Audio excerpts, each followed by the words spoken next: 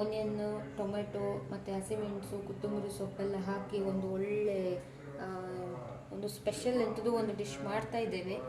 ಅದಕ್ಕೆ ಆಮೇಲೆ ಹೆಸರು ಕೊಡ್ತೇವೆ ನೋಡಿ. ಈ ಓನಿಯನ್ನು ಸಿಪ್ಪೆ ತೆಗೆದಾಗ ಈ ರೀತಿ ಕಪ್ಪು ಕಪ್ಪು ಇರ್ತದೆ ಫುಲ್ಲು, ಆಯಿತಾ. ಇದನ್ನು ಕರೆಕ್ಟು ತೊಳಿಬೇಕು ನಾವೀಗ, ಇಲ್ಲಾದರೆ ಎಲ್ಲ ಹೊಟ್ಟೆಗೆ ಹೋಗ್ತದೆ, ತೋರ್ತದೆ ಅಲ್ಲಿಂದ ನೋಡಿ ಫ್ರೆಂಡ್ಸ್. ನಾನೀಗ ಇದೆಲ್ಲ ಚೆಂದ ತೊಳೆದು ನೀಟ್ ಮಾಡಿ ಇಟ್ಕೊಂಡಿದ್ದೇನೆ.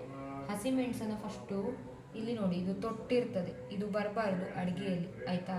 ಇದು ಗಲೀಜಿರ್ತದೆ, ಅದನ್ನು ಹೀಗೆ ಕಟ್ ಮಾಡಿ ಹೀಗೆ ಬಿಸಾಡಲಿಕ್ಕೆ ಹಾಕಬೇಕು. ಎಲ್ಲ ಹಸಿಮೆಣಸದು ತೊಟ್ಟನ್ನು ತೆಗೆಯೋದು ಮರಿಬೇಡಿ, ಅದರಲ್ಲಿ ತುಂಬ ಗಲೀಜು ಬ್ಯಾಕ್ಟೀರಿಯಾ ಎಲ್ಲ ಇರ್ತದೆ.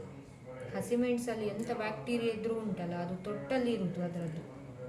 ಅದಕ್ಕೆ ಹೀಗೆ ಚೆಂದ ಕಟ್ ಮಾಡಿಕೊಳ್ಬೇಕು, ತೊಟ್ಟು ತೆಗೆದು. ಇಷ್ಟು ಸಾಕ ಅಂತಲ್ಲ ಮೆಣಸು, ಹಾಕಿ ಮತ್ತು ಅದು ಖಾರ ಆಗ್ತದೆ. ಅಲ್ಲಿ ಇಷ್ಟೇ ಇರೋದು, 2 ಮೆಣಸು ತೆಗಿತೇನೆ ನಾನು, ಇಷ್ಟು ಸಾಕು ಫ್ರೆಂಡ್ಸ್. ಮತ್ತು ಅದು ಸಿಕ್ಕಾಪಟ್ಟೆ ಖಾರ ಆದರೆ ಮತ್ತು ಈಗ ರಾತ್ರಿ ಬೇರೆ ಅದು ತಿನ್ನಲಿಕ್ಕೆ ಆಗಲಿಕ್ಕಿಲ್ಲ. ಮತ್ತು ಇದನ್ನು ಹೀಗೆ ಸ್ವಲ್ಪ ಸಣ್ಣಕ್ಕೆ ಹೆಚ್ಚಿ ಇನ್ನು ಇಲ್ಲ, ಅದು ಇಷ್ಟೇ ದೊಡ್ಡದು ಇರಬೇಕು.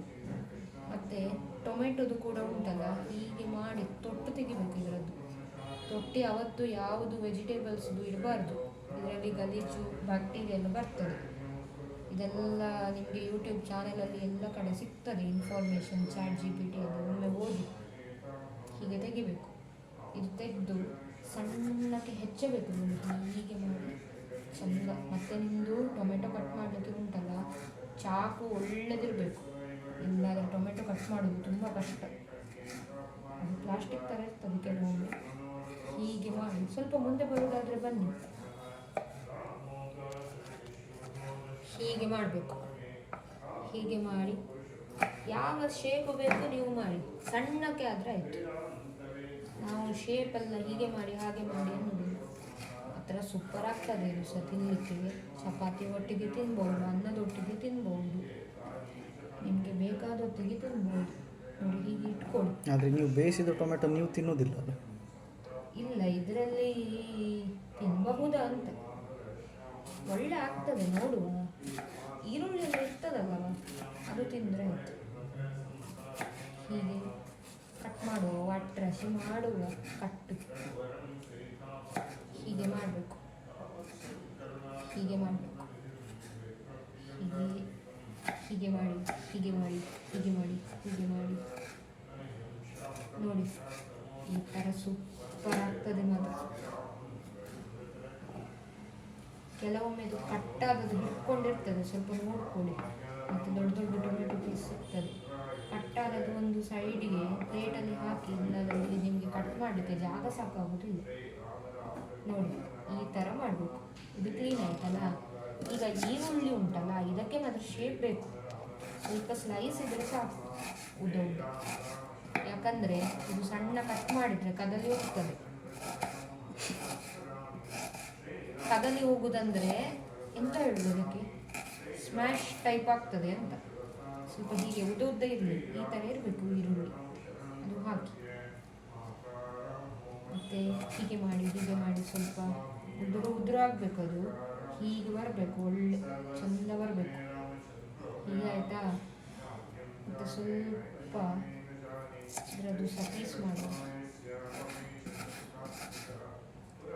ಒಟ್ಟರಾಶಿ ನಿಮಗೆ ಚೆಂದ ತೋರಬೇಕು, ಈರುಳ್ಳಿ ತೋರಬೇಕು, ಹೀಗೆ ಬರಬೇಕು ಈರುಳ್ಳಿ.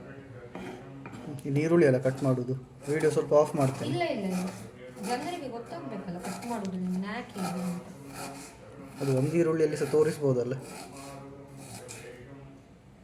ನೋಡಿ ಫ್ರೆಂಡ್ಸ್, ನಿಮಗೆ ಪೂರ್ತಿ ಈರುಳ್ಳಿ ಕಟ್ ಮಾಡೋದು ತೋರಿಸಲಿಕ್ಕೆ ಸಹ ಇಲ್ಲ. ಎಲ್ಲರಿಗೆ ನನ್ನ ಚಾನೆಲಿನ ಮೇಲೆ ಹೊಟ್ಟೆ ಉರಿ.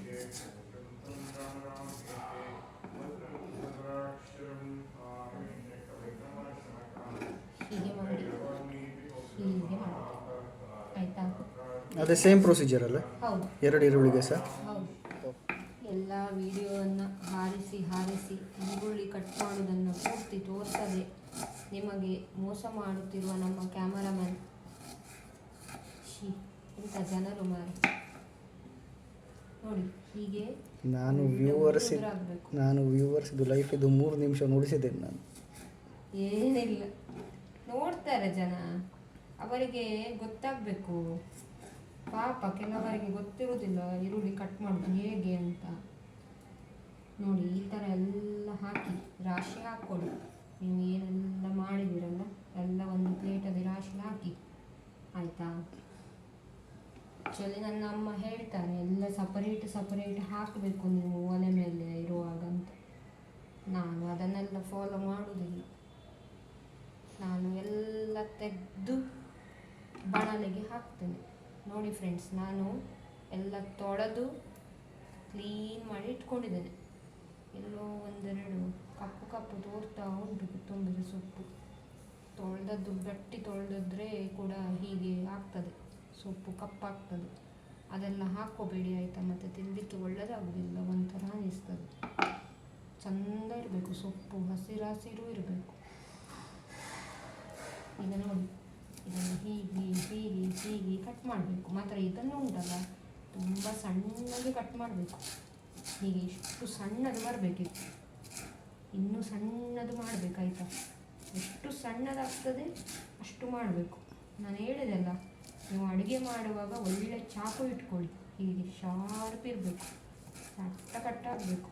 ಕೈ ಸ್ವಲ್ಪ ಜಾಗ್ರತೆ.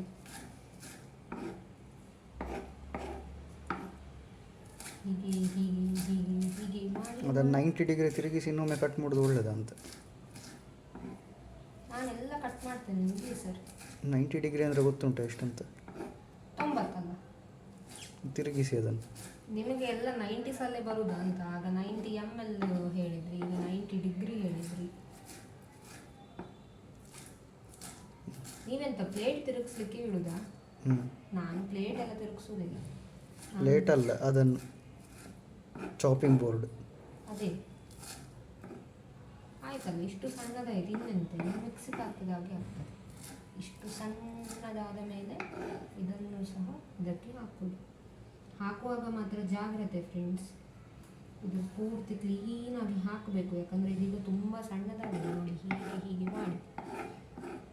ನಾವು ಅದಕ್ಕೆ ಪ್ಲಾಸ್ಟಿಕ್ ಚಾಪಿಂಗ್ ಬೋರ್ಡೆಲ್ಲ ಯೂಸ್ ಮಾಡೋದಿಲ್ಲ. ನಾವು ಒಳ್ಳೆಯದು ಮರದ್ದು ಯೂಸ್ ಮಾಡ್ತಾ ಇದ್ದೇವೆ. ಇದು ಹೊಟ್ಟೆಗೆ ಹೋದರೆ ಸಹ ಎಂತ ಆಗೋದಿಲ್ಲ. ಪ್ಲಾಸ್ಟಿಕ್ ಎಲ್ಲ ಯೂಸ್ ಮಾಡಿದರೆ ಹೀಗೆ ತೆಗೆಯುವಾಗ ಪ್ಲಾಸ್ಟಿಕ್ ಎಲ್ಲ ಹೊಟ್ಟೆಗೆ ಬರ್ತದೆ ನೋಡಿ. ಇಷ್ಟು ಚೆಂದ ಕ್ಲೀನ್ ಆಗಬೇಕು.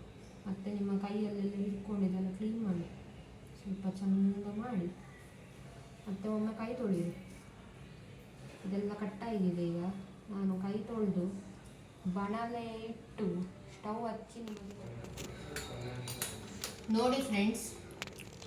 ಈಗ ನಾವು ಬಾಣಲೆಯನ್ನು ಚಂದ ಹೀಗೆ ತೊಳೆದು ಅದನ್ನು ಬಿಸಿಗೆ ಇಟ್ಟಿದ್ದೇವೆ.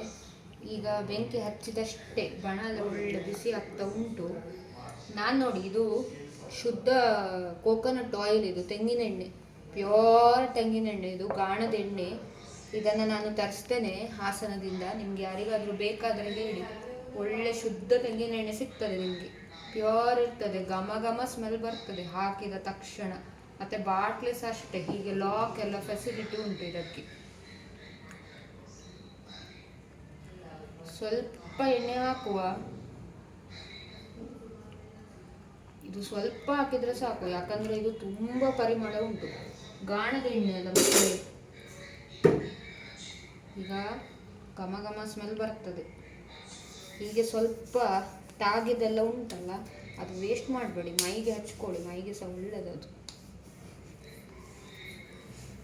ಈಗ ನಮಗೆ ಒಂದು ಸೌಂಡ್ ಬೇಕು ಫ್ರೆಂಡ್ಸ್. ನೀವು ಅದನ್ನೆಲ್ಲ ಆಚೆ ಮಾಡಬೇಕಿಲ್ಲ, ಕ್ಯಾಮರಾಮನ್ ಸುಮ್ಮನೆ ಈಗ ಒತ್ತೆ ಇದ್ರೆ ಸ್ವಲ್ಪ ಇದನ್ನು ಒರೆಸ್ಕೊಳ್ಳಿ. ನೋಡಿ ಫ್ರೆಂಡ್ಸ್, ನಮ್ಮದು ಚಪಾತಿ ರೆಡಿ ಇದೆ. ಅದಕ್ಕೆ ಈಗ ಬಾಜಿ ಮಾಡ್ತಾ ಇದ್ದೇವೆ. ಇದು ಬಾಜಿ ಅಲ್ಲ, ಇದು ಸ್ಪೆಷಲ್, ಎಂತ ಹೆಸರಿಡುವ ಇದಕ್ಕೆ? ಎಮರ್ಜೆನ್ಸಿ ಪಲ್ಯ. ಇದಕ್ಕೊಂದು ಒಳ್ಳೆ ಹೆಸರಿಡುವಲ್ಲ, ಆನಿಯನ್ ಟೊಮೆಟೊ. ವ್ಯೂವರ್ಸ್ಗೆ ಹೆಸರಿಡ್ಲಿಕ್ಕೆ ಬಿಡು. ಓಕೆ ಫ್ರೆಂಡ್ಸ್, ನೀವೇ ಇದಕ್ಕೆ ಒಂದು ಹೆಸರನ್ನು ಕಮೆಂಟ್ ಬಾಕ್ಸಲ್ಲಿ ಕಮೆಂಟ್ ಮಾಡಿ. ಇದು ಪಲ್ಯಕ್ಕೆ ನಾವು ಎಂತ ಹೆಸರಿಡ್ಬೋದಂತ ನೀವೇ ಹೇಳಿ. ನಾನೀಗ ಫಸ್ಟು ಸ್ವಲ್ಪ ಜೀರಿಗೆ ಹಾಕ್ತಾ ಇದ್ದೇನೆ. ಸಾಸಿವೆ ಹಾಕಿ ಸ್ವಲ್ಪ. ಸಾಸಿವೆ ಎಲ್ಲ ಹಾಕುದಿಲ್ಲ ಇದಕ್ಕೆ, ಒಟ್ಟು ಹಾಕುದಲ್ಲ. ನೋಡಿ ಫ್ರೆಂಡ್ಸ್, ಇದು ಅಲ್ಲ, ನಿಮಗೆ ಸಾಸಿವೆ ಇಷ್ಟ ಇಲ್ಲ ಅಂತ ಇದಕ್ಕೆ ಹಾಕ್ಲಿಕ್ಕೆ ಇಲ್ಲವಾ ಸಾಸಿವೆ? ನೋಡಿ ಈಗ ಏನೆಲ್ಲ ಕೊಚ್ಚಿಟ್ಕೊಂಡಿದ್ದೀರಿ ಮೇಲ್ಮೇಲಿಂದ ಈರುಳ್ಳಿ ಹಾಕಿ ಮೊದಲು ಹೀಗೆ ಹಾಕಿ ನೋಡಿ. ಹೀಗೆ ಮಾಡಿದ್ರಲ್ಲ, ಸ್ವಲ್ಪ ಟೊಮೆಟೊ ಬಿಟ್ಟು ತೊಂದರೆ ಇಲ್ಲ ಆಯಿತಾ. ಮತ್ತೆ ಸ್ವಲ್ಪ ಈರುಳ್ಳಿ ಹಾಕಿ ಹೀಗೆ ಎಲ್ಲ ಹಾಕಿ. ಎಂತ ಆಗೋದಿಲ್ಲ ಟೊಮೆಟೊ ಬಿದ್ದರೆ ಮಾತ್ರ. ನನ್ನ ಅಮ್ಮ ಹೇಳ್ತಾಳೆ ಯಾವಾಗಲೂ, ಇದು ಓನಿಯನ್ ಫಸ್ಟ್ ಫ್ರೈ ಆಗಬೇಕು ಆಮೇಲೆ ಟೊಮೆಟೊ ಹಾಕಬೇಕು ಅಂತ. ಅದೆಲ್ಲ ಅಂಧವಿಶ್ವಾಸ ಅಲ್ಲ ಅದೆಲ್ಲ. ಇಲ್ಲ, ಅದು ಆ್ಯಕ್ಚುಲಿ ಹಾಗೆ ಮಾಡಿದರೆ ಕರೆಕ್ಟ್ ಫ್ರೈ ಆಗ್ತದೆ ಅಂತ. ಟೊಮೆಟೊ ನೀರು ಬಿಡ್ತದಲ್ಲ, ಆಮೇಲೆ ಅದು ಫ್ರೈ ಆಗೋದಿಲ್ಲ ಕರೆಕ್ಟ್. ಇರಲಿ, ನಾವು ಸ್ವಲ್ಪ ನಮ್ಮದು ಈರುಳ್ಳಿ ಪಾಪ ಫ್ರೈ ಆಗ್ತದೆ ಅದು. ಹೀಗೆ ಸ್ವಲ್ಪ ಹೆಲ್ಪ್ ಮಾಡಬೇಕು ಕ್ಯಾಮರಾಮನ್. ನೋಡಿ ಎಷ್ಟು ಚೆಂದ ಆಗ್ತದೆ ಇದು, ನೋಡಲಿಕ್ಕೆ ಖುಷಿ ಆಗ್ತದಲ್ಲ. ಹೀಗೆ 1-2 ನಿಮಿಷ ಇದು ಫ್ರೈ ಮಾಡುವ ಆಯಿತಾ. ಮತ್ತು ಇದು ಸುಮ್ಮನೆ ದೊಡ್ಡದೆಲ್ಲ ಇಡಲಿಕ್ಕಿಲ್ಲ ಫ್ರೆಂಡ್ಸ್, ಸ್ಟವ್ ಮೀಡಿಯಮಲ್ಲಿ ಇರಬೇಕು, ಇಷ್ಟು ಮೀಡಿಯಮಲ್ಲಿ ಇರಬೇಕು. ಮತ್ತು ನೀವು ಎಲ್ಲ ಬಂದು ಇಲ್ಲಿ ಅರ್ಧ ಎಲ್ಲ ಬೀಳಿಸಬೇಡಿ ಎಂತೆಲ್ಲ ಮಾಡಿ, ಅದು ಗಲೀಜಾಗ್ತದೆ ಅಲ್ಲಿ ಬಿದ್ದರೆ. ಇದು ಸ್ವಲ್ಪ ಹೀಗೆ ಫ್ರೈ ಆಗಬೇಕು.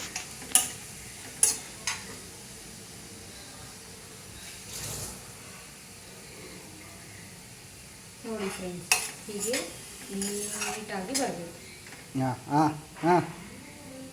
ಏನಾದರೂ ಬಿದ್ದರೆ ಅದನ್ನು ಸ್ವಲ್ಪ ತೊಳೆದು ವಾಪಸ್ ಹಾಕಿ, ಏನಾದರೂ ತೊಳೆದು ಹಾಕಿ ಮಾತ್ರ. ಹೀಗೆ ಫ್ರೈ ಆಗಬೇಕು, ನೀಟಾಗಿ ಫ್ರೈ ಆಗಬೇಕು.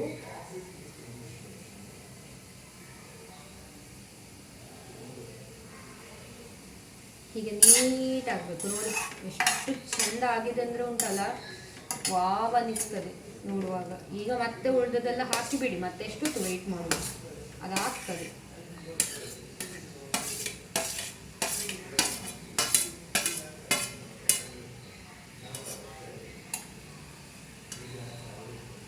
ಹೀಗೆ ನೋಡಿ ಫುಲ್ ಆಯಿತು. ಈಗ ತಗೊಂಡಿರುವ ಪ್ಲೇಟನ್ನು ನಾನು ಅಲ್ಲೇ ತೋರಿಸಿ ಇಟ್ಟುಬಿಡಿ, ಅಲ್ಲಿವರೆಗೆ ಅದು ಫ್ರೈ ಆಗ್ತದೆ. ಈಚೆಯಿಂದ ಈ ಕೆಲಸವೂ ಮುಗಿಯುತ್ತದೆ.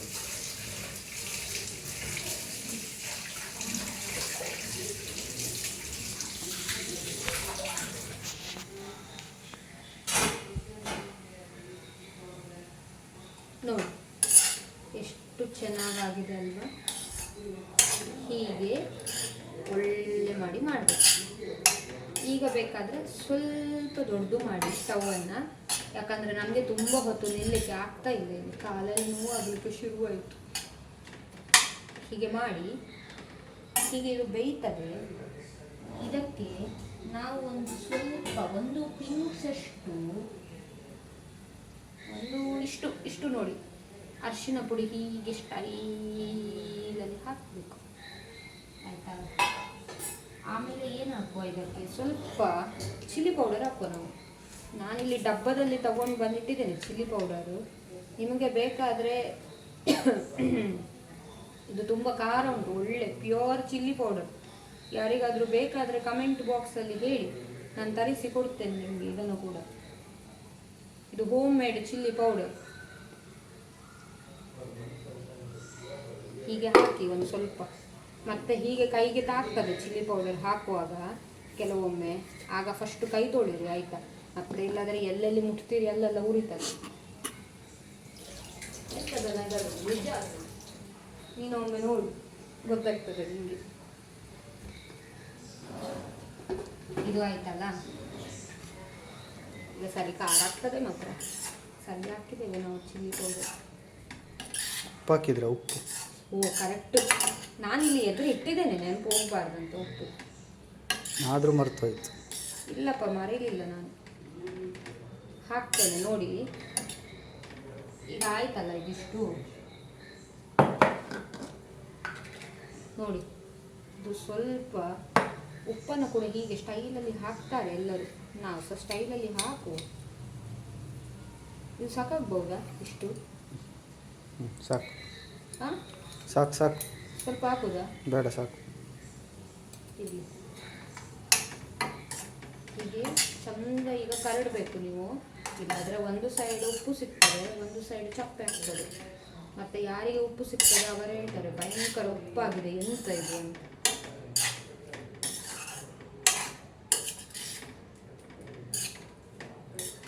ಈಗ ನೋಡಿ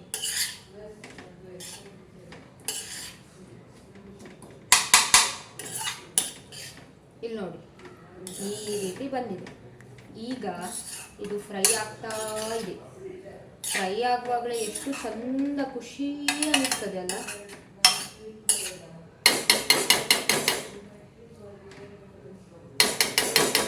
ನೋಡಿ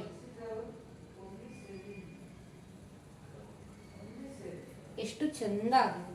ಈಗ ಇದಕ್ಕೆ ಸ್ವಲ್ಪ ಗರಂ ಮಸಾಲೆ ಪೌಡರ್ ಇತ್ತಲ್ಲ, ಎಲ್ಲಿ ಹೋಗಿದೆ?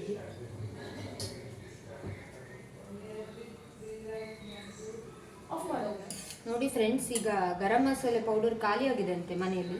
ಸೊ ನಾನು ಸ್ವಲ್ಪ ರಾಜ್ಮಾ ಪೌಡರ್ ಮಸಾಲೆಯನ್ನು ಹಾಕ್ತಾ ಇದ್ದೇನೆ. ಇದು MDH ಅವರದ್ದು ರಾಜ್ಮಾ ಮಸಾಲ. ಚೆನ್ನಾಗಿ ಆಗ್ತದೆ, ಎಂತ ಆಗೋದಿಲ್ಲ, ತಿನ್ನಲಿಕ್ಕೆ ಒಳ್ಳೆ ಆಗ್ತದೆ. ಇದೆಲ್ಲ ಮಾಡಿದ್ದು ಚಪಾತಿಗೆ ಒಳ್ಳೆದಾಗಬಹುದು. ಇದೆಂತ ಹುಳಿ ಉಂಟಲ್ಲ, ಫ್ಲೇವರ್ ಹುಳಿದು ಸ್ಮೆಲ್ ಬರ್ತಾ ಉಂಟು. ಟೊಮೆಟೊ ಇಷ್ಟು ಉಂಟು, ನೋಡೋ ಫ್ರೆಂಡ್ಸ್, ಒಳ್ಳೆದಾಗಬಹುದು, ಏನಾಗಲ್ಲ. ಮತ್ತೆ ಒಮ್ಮೆ ಇದೆಲ್ಲ ನೀವು ಮಾಡ್ತೀರಲ್ಲ ಫ್ರೆಂಡ್ಸ್, ಇದರದ್ದು ಟೇಸ್ಟ್ ಸ್ವಲ್ಪ ನೋಡಬೇಕು ನೀವು ಅವರಿಗೆಲ್ಲ ಕೊಡುವ ಮೊದಲು, ಇಲ್ಲಾದರೆ ಮತ್ತೆ ಮರ್ಯಾದೆ ಹೋಗ್ತದೆ. ಉಪ್ಪು ಸಾಕಾಗಿದೆಯಾ, ಖಾರ ಸಾಕಾಗಿದೆಯಾ ಇದೆಲ್ಲ ನೋಡಬೇಕು. ಇದೀಗ ಒಳ್ಳೆ ಕೆಂಪು ಕೆಂಪು ಖಾರ ಖಾರ ಒಳ್ಳೆ ತೋರ್ತಾ ಉಂಟು. ಈಗ ಬಿಸಿ ಇರ್ತದೆ.